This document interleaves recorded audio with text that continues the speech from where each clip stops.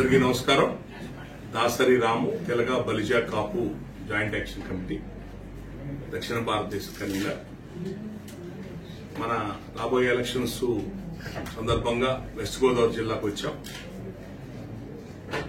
జిల్లాలో జనసేన పార్టీ సంబంధించి 5-6 ముఖ్యమైన స్థానాల్లో ఇవ్వడం జరిగింది. బీజేపీ, టీడీపీ, జనసేన కూటమిలో ఈరోజు ఉదయం ముంగటూరుకి వెళ్లి అక్కడ నియోజకవర్గంలో ఉన్న అందరినీ పెద్దలందరినీ కూడా కలిసి మన తాడేపల్లి గూడెంకి వచ్చాం. ఇక్కడ మా స్నేహితులు, పాత స్నేహితులు మా అందరికీ మన బొలిశెట్టి శ్రీనివాస్ గారు ఇక్కడ కంటెస్ట్ చేస్తున్నారు జనసేన పార్టీ తరఫున. ఇక్కడ బీసీఎస్సీ నాయకులు పెద్దలందరినీ కూడా ఈ సందర్భంగా అందరిని కలవడం జరిగింది. ఒక ఆత్మీయ సమావేశాలు ఏర్పాటు చేసుకున్నాం. అందరినీ కోరుతుంది ఒకటే, మనలాంటి కాపు, బీసీఎస్సీ, మైనార్టీ, మనలాంటి పేద వర్గాల నుంచి రాష్ట్ర స్థాయి నాయకత్వం వచ్చి ఒక రాజకీయ పార్టీ పెట్టి రాష్ట్ర స్థాయిలో పార్టీ నడపడం చేయడం అనేది చిన్న విషయం కాదు. అది ఒక బలమైన ప్రయత్నంగా పవన్ కళ్యాణ్ గారు జనసేన పార్టీ పెట్టడం, ఇబ్బందులు వచ్చినా, ఓడిపోయినా, డబ్బులు ఉన్నా లేకపోయినా కష్టపడి ఆ పార్టీ నడుపుతూ ముందుకు తీసుకొచ్చారు. రాష్ట్రంలో ఉన్న అనేక రకమైన పరిస్థితులు, కొన్ని కారణాల వలన ఈరోజు ఒక కూటమిగా ఏర్పడ్డారు బీజేపీ, టీడీపీ, జనసేన ముగ్గురు కలిసి. అంటే ఇప్పుడున్న రూలింగ్ పార్టీ వైసీపీ పార్టీ యొక్క పరిపాలన సరిగ్గా లేదు. ప్రజలు ఇబ్బంది పడుతున్నారు. చాలా అవినీతిమయమైపోయింది. అరాచకము, దౌర్జన్యాలు పెరిగిపోయినాయి. అప్పులమయమైపోతుంది రాష్ట్రం అంతా కూడా. ఎక్కడో కూడా డెవలప్మెంట్ లేకుండా ఇండస్ట్రీస్ లేవు. చదువుకున్న పిల్లలు బయటికి వెళ్లాల్సి వస్తుంది ఉద్యోగాల కోసం. ఇలాంటి పరిస్థితుల్లో రాష్ట్రాన్ని మళ్లీ గాడిలో పెట్టుకోవాలా? తెలంగాణ నుంచి విడిపోయి వచ్చిన రాష్ట్రంలో ఎటువంటి ఆదాయ వనరులు లేక ఇబ్బంది పడుతున్న రాష్ట్రం ఈరోజు రాజధాని కూడా ఎక్కడ ఉందో కూడా తెలియని పరిస్థితులు అయిపోయింది. దీన్ని మళ్లీ ట్రాక్ లో పెట్టుకోవాలనే ఉద్దేశంతో పవన్ కళ్యాణ్ గారు ఒక బలమైన ప్రయత్నం చేసి ఒక కూటమిగా ఏర్పాటు చేసి ముందుకు తీసుకెళ్తున్నారు. దాంట్లో ఆ కూటమి అభ్యర్థిగా మన బొలిశెట్టి శ్రీనివాస్ గారు తాడేపల్లి గూడెంలో నిలబడ్డారు. నేను ముఖ్యంగా కాపుల్ని, బీసీఎస్సీ వర్గాలు, పేద వర్గాలు మీ అందరం కోరేది ఒకటే, మన పేద కులాల నుంచి వచ్చిన పార్టీ జనసేన పేద కులాల యొక్క రాజ్యాధికార ప్రయత్నం కోసం వచ్చిన పార్టీ. ఒకప్పుడు ప్రజారాజ్య పార్టీ కూడా ఇలాగే సామాజిక న్యాయం పేరుతో వచ్చింది. ఈరోజు జ్యోతిరావు పూలే గారి పేరు మనం వింటున్నామంటే అది ప్రజారాజ్యం వల్లనే. బీసీలు 110 స్థానాలు ఇచ్చారు చిరంజీవి గారు ఆ రోజున. భారతదేశ చరిత్రలో ఎవరు కూడా ఇవ్వాల. బీసీలు పరిపాలన చేసే రాష్ట్రాల్లో కూడా ఇవ్వాలని స్థానాలు. ముఖ్యంగా మీ తాడేపల్లి గూడెం వల్ల ఆ రోజున వెస్ట్ గోదావరి జిల్లాలో ప్రజారాజ్యం పార్టీ గెలిచిన ఏకైక సీట్ ఇది. ఈ నానిగారు గెలిచారు ఇక్కడ ఆ రోజున. అంటే మీరు మీ యొక్క చైతన్యం, అంటే ఒక మంచి ఆశయాలతో వచ్చిన ఒక పార్టీకి ఈ నియోజకవర్గం ఒకప్పుడు అండగా నిలబడింది ప్రజారాజ్యం పార్టీ. అదే స్ఫూర్తితో, అదే చైతన్యంతో ఈ రోజున మళ్లీ వీళ్ళందరూ జనసేన పార్టీ అభ్యర్థి బొలిశెట్టి శ్రీనివాస్ గారు ఓటేయాలని కోరుకుంటున్నాను. కొత్త పార్టీలు, కొత్త వ్యవస్థలు వచ్చినప్పుడు సామాజిక మార్పులు వస్తాయి, అభివృద్ది పెరుగుతుంది, అవినీతి తగ్గుతుంది. కాబట్టి ఒక పేద కులాలకి ఒక రాజ్యాధికారం అనే ఆలోచనతో, ఒక మంచి ప్రయత్నంతో ఈ మన జనసేన పార్టీ ముందుకెళ్తుంది. కాబట్టి ఈ పార్టీకి మీరు అందరూ అండగా ఉండండి. పవన్ కళ్యాణ్ గారు ఒక మంచి ఆలోచన, ఆశయాలతో ముందుకెళ్తున్నారు. ఆయనకు అండగా ఉండండి. జనసేన పార్టీ అభ్యర్థిని గెలిపించుకుని అసెంబ్లీకి పంపించండి. మన రాష్ట్ర భవిష్యత్తుని కాపాడుకునే ప్రయత్నం చేద్దాం. దయచేసి మీ ఓట్లు అమ్ముకోబాకండి, ప్రలోభాలు లొంగద్దు. మన దగ్గర దోచుకున్న డబ్బే తెచ్చి మళ్లీ మనకు పెడతారు. అవినీతి డబ్బు ఇదంతా కూడా. మన పెద్దల కష్టపడి స్వతంత్రం తెచ్చి ప్రజాస్వామ్యం ఇచ్చింది నిజాయితీ కలిగిన వ్యక్తుల్ని ఎంచుకొని, గెలిపించుకొని, మన ప్రాంతాలు అభివృద్ది చేసుకుని, మన జీతాలు అభివృద్ది చేసుకోమని ఇచ్చారు. అంతేకాని 5 ఏళ్లకు ఒకసారి 500 రూపాయలు, 1000 రూపాయలు, 2000 రూపాయలకి మన ఓట్లు అమ్ముకోమని కాదు. మనకి ప్రజాస్వామ్య వ్యవస్థ మన పెద్దలు మనకి ఇచ్చింది. కాబట్టి అందరూ బాధ్యతాయుతంగా ఉండండి. మీ ఓట్లు అమ్ముకోవద్దు, మీ ఓట్లు చీల్చుకోవద్దు. అందరూ ఒక మాట మీద ఉండి జనసేన పార్టీకి అండగా ఉండి గెలిపించాలని చెప్పి కోరుకుంటున్నాం. ఈ రోజు రాష్ట్ర అప్పుల భయంతో ఉంది. జాతీయ పార్టీ బీజేపీ ఇప్పుడు మనతో పాటు ఉంది. రేపు మళ్లీ గెలవబోతుంది. నరేంద్ర మోడీ గారి నాయకత్వంలో కొంత అభివృద్ది మార్గంలో ముందెళ్తున్నాం. ఈ రాష్ట్రంలో ఒక్క నెల ప్రభుత్వ జీతాలు ఇవ్వాలన్నా కూడా ప్రస్తుతం అప్పులు చేయాల్సిన పరిస్థితి. కాబట్టే నేషనల్ పార్టీతో మళ్లీ బీజేపీతో కలుసుకుని ఇక్కడ ప్రయాణం జరుగుతుంది. వాళ్ళ సహకారం కూడా ఉంటుంది. కాబట్టి కేంద్ర సహకారం తీసుకుని మళ్లీ రాజధాని కానివ్వండి, రాష్ట్రాన్ని కానీ బలోపేతం చేస్తారు. ఇక్కడ అందరూ చాలా మంది కే ట్యాక్స్ అని చెప్పని ఈ తాడేపల్లి గూడెంలో బాగా వినపడుతుంది కే ట్యాక్స్ అనే పదం. మరి అంటే నేను కోరుతుంది ఒకటే, మంచి ప్రజలకి నీతి నిజాయితీ కలిగిన పరిపాలన అందాలా, మంచి విలువలు కలిగిన పరిపాలన అందాలా. ఇసుక పక్క రాష్ట్రాలకు వెళ్తుంది మన ఇసుక. ఇలాగ చెన్నై అయితే ₹1,00,000, హైదరాబాద్ పోతే 75,000. ఆంధ్రాలో దొరకదు అదే ఇసుక. ఒక ఇసుక లేకపోవడం వల్ల 20 రంగాలు ఆగిపోతున్నాయి. కట్టుబడి రంగాల నుంచి మొదలుపెట్టి 20 రంగాలు అయిపోతున్నాయి. చీప్ లిక్కర్ ఏ రాష్ట్రంలో అమ్మరు ఇక్కడ అమ్మే బ్రాండ్లు. అవి తాగితే మానసిక రోగులైపోతున్నారు జనం. అంటే ఇలాంటి రక్తపు కూడుతో సంపాదించిన డబ్బు అంతా మళ్ళీ ఆ డబ్బునే తీసుకొచ్చి మళ్ళీ ఎలక్షన్ లో 100 కోట్లు బొమ్మరిచ్చి మళ్ళీ గెలవాలని చెప్పని అధికార పార్టీ వాళ్ళు ప్రయత్నం చేస్తున్నారు. ప్రజలు కొంచెం దయచేసి చైతన్యంతో ముందుకు రండి. మీరు ఇప్పుడు కళ్ళు తెరిచి మీరు జాగ్రత్తగా ఒక నిజాయితీగా రేపు ఓటింగ్ లో పాల్గొనకపోతే మాత్రం ఈ రాష్ట్ర పరిస్థితి అంధకారం అయిపోతుంది. ఇప్పటికే మీ పిల్లలు ఎక్కడెక్కడికో చదువులకు వెళ్తున్నారు. రేపొద్దున మనం కూడా పనుల కోసం ఒరిస్సాను, అస్సాం, బీహార్ నుంచి వలస కూలీలకు వస్తున్నారు.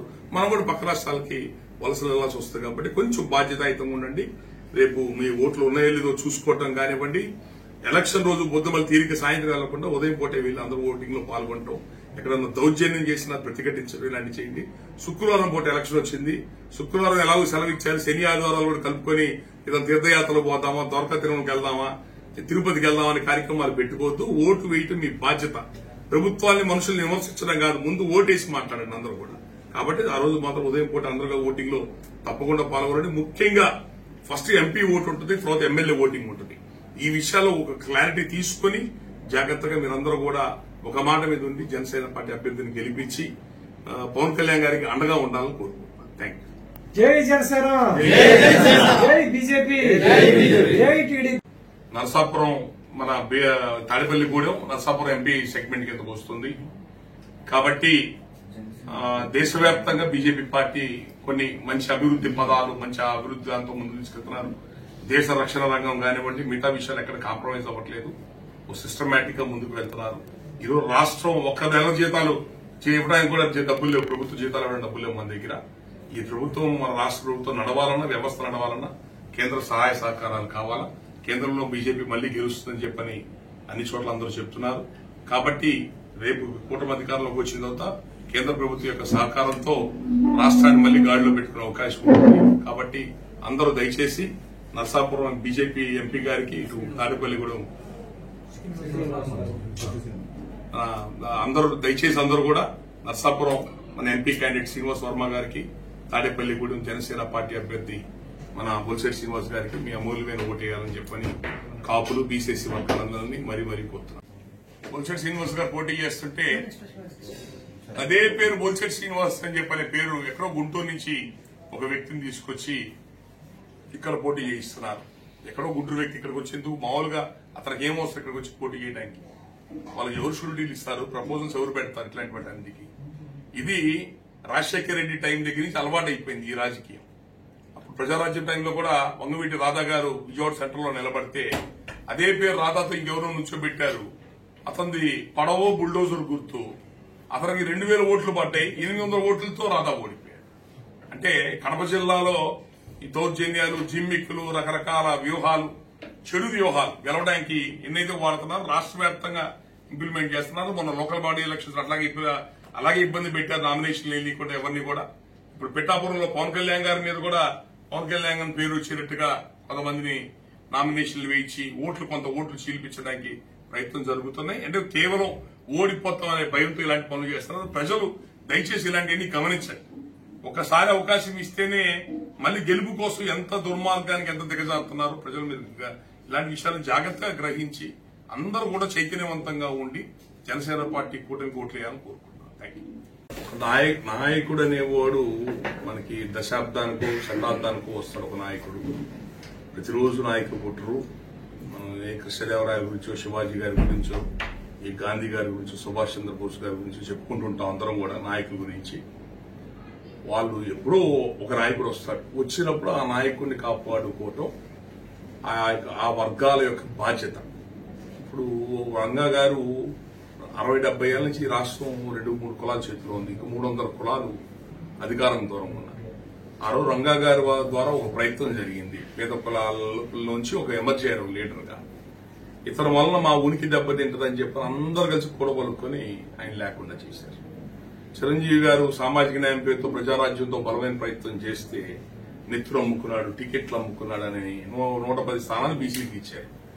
ఎవరు డబ్బులు తెచ్చిస్తారు? ఏ బీసీలు ఇస్తారు ఆయన డబ్బులు తీసుకొచ్చి? అన్ని రకాలుగా ఆగం అల్లరి చేసి భ్రష్టు పట్టించి ఆయన్ని ఓడిపోయేటట్టుగా చేశారు ఆయన. ఇప్పుడు పవన్ కళ్యాణ్ గారు ఒక బలమైన ప్రయత్నం చేస్తూ ముందుకెళ్తుంటే ప్యాకేజ్ అని అట్లాగని ఇట్లాగని డైల్యూట్ చేస్తూ మనిషిని ఇబ్బంది పెడుతూ అతను నిలబడే పిఠాపురంలో కూడా ఒక 500-600 కోట్లు ఖర్చు పెట్టి అది ముందు అంటే పోయినసారి అతను భీమవరం గాజువాకలో అదే పని చేసి ఈయన రూపాయి ఖర్చు పెట్టలేదు, వాళ్ళు 100 కోట్లు పెట్టారు ఈయన ఓడించాలి, ఇటీవల అసెంబ్లీ రానికూడదు అంటే అసలు నువ్వే గెలవలేదు నీ పార్టీ ఏంటని చెప్పని అవమానపరిచి ఒకటి వైపు సార్ పీకేద్దామని ఇప్పుడు పిఠాపురంలో సర్వశక్తులు పెడుతున్నారు. అంటే నేను మిమ్మల్ని అందరూ కోరుతుంది ఏంటంటే వాళ్ళు మన పేద వర్గాలకు సంబంధించిన నాయకులు, అణగారిన వర్గాలు, అన్యాయం గురైన వర్గాలు మనందరం కూడా అత్యధిక జనాభా ఉంది. కాపులు, బీసీలు, ఎస్సీలు, మైనార్టీ మనందరూ ఎస్టీలు అందరూ కూడా అత్యధిక జనాభా ఉన్నాము. అధికారం ఉండాల్సింది ప్రజాస్వామ్యం మనకి. మన నుంచి వచ్చిన ఒక నాయకుడు అతన్ని కాపాడుకోవడం మనందరం బాధ్యత. అతను ఎన్ని ఇబ్బందులు పడ్డా అవమానాలు పడ్డా కూడా ఈ రాష్ట్రానికి మంచి చేద్దామని చెప్పిన మంచి ఆలోచనతో అతను ఒక బలమైన ప్రయత్నం తన మొత్తం శక్తులు పెట్టుకుని ముందుకొచ్చి పార్టీ పెట్టి కష్టపడుతున్నాడు. కాబట్టి పవన్ కళ్యాణ్ గారిని, జనసేన పార్టీని, జనసేన పార్టీ సంబంధించిన అభ్యర్థులు అందరినీ కూడా మనం బలోపేతం చేసి గెలిపించుకోవాల్సిన అవసరం ఉంది. ఇక్కడ తాడేపల్లిగూడెం కానివ్వండి, భీమవరం కానివ్వండి, పిఠాపురం కానివ్వండి, ఇక్కడ నిలబడుతున్న వైసీపీ అభ్యర్థుల యొక్క వాళ్ళ సొంత మనుషులు, బంధువులు, అన్నదమ్ములు వాళ్ళు కోట్ల రూపాయల డబ్బు ఎక్కడి నుంచో డబ్బులు తీసుకొచ్చి ఇక్కడ గుమ్మరిస్తున్నారు. ఇటు ఆ డబ్బులతో జనాన్ని ప్రభావితం చేసి ఓట్లు వేయించుకుందాం అని చెప్పి అంటున్నారు. వాళ్ళు ఇచ్చే డబ్బులు 1000 రూపాయలు, 2000, 3000, 5000 రూపాయలు ఒక నెల రోజులకు కూడా రావు, వారానికి కూడా రావు ఈ డబ్బులు మనకి. దానికోసం మన జీవితాలు తాకట్టు పెట్టలేం కదా. మన జీవితాలను తీసుకెళ్లి, మన కుటుంబాలను మొత్తం తీసుకెళ్లి, మన పిల్లల భవిష్యత్తుని తీసుకెళ్లి తాకట్టు పెట్టలేం కదా. ఒక 5 ఏళ్ళు ఒక ఛాన్స్ ఇవ్వమని చెప్పని అడిగారు, ఒక ఛాన్స్ ఇచ్చారు కదా. దాన్ని ఎంతవరకు ప్రూవ్ చేసుకోగలిగారు అవతల అది ఆలోచించండి. రాష్ట్రం అంధకారంలోకి వెళ్ళిపోవటమా, మళ్ళీ జాగ్రత్తగా గాడిలో పడి అధికారం మళ్ళీ ఒక మంచి అభివృద్ధిలోకి వెళ్తామా అన్నది మీ చేతిలో ఉంది. బాధ్యతాయుతంగా, పార్టీలకు అతీతంగా, కులాలకు అతీతంగా, వర్గాలకి, ప్రాంతాలకు అతీతంగా మంచి ప్రభుత్వాన్ని, మంచి మనుషుల్ని గెలిపించుకోవాలని కోరుకుంటున్నాను. Thank you.